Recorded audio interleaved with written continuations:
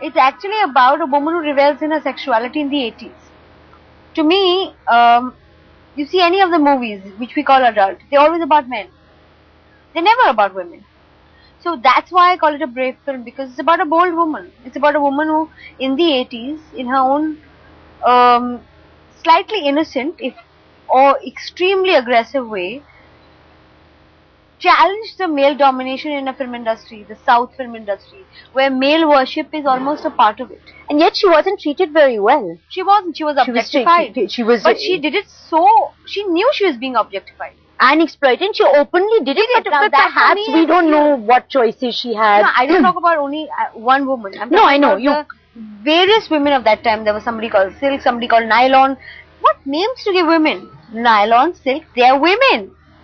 And guess what? In 6 months, 8 months of them being there, suddenly actors are now thinking twice about releasing their films opposite these women, because they threatened this male domination by becoming so powerful that people actually enter to watch their sexuality over the male brawn.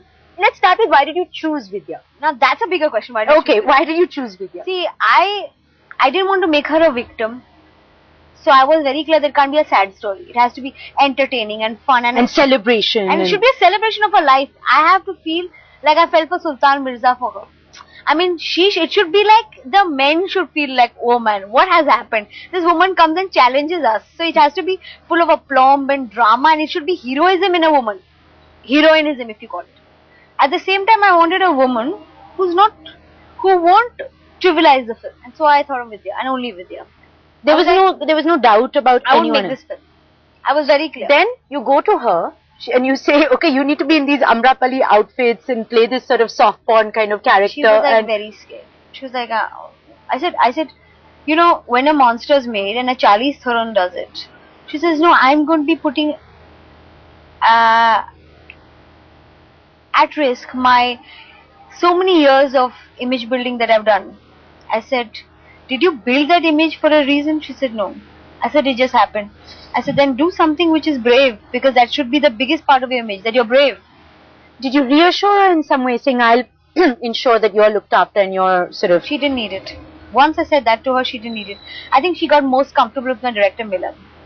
And being with a man who is willing to understand a woman beyond her skin, through her skin, beyond her skin. Matlab ki you look at her, you see her sexuality, and then you penetrate to her mind. Wow.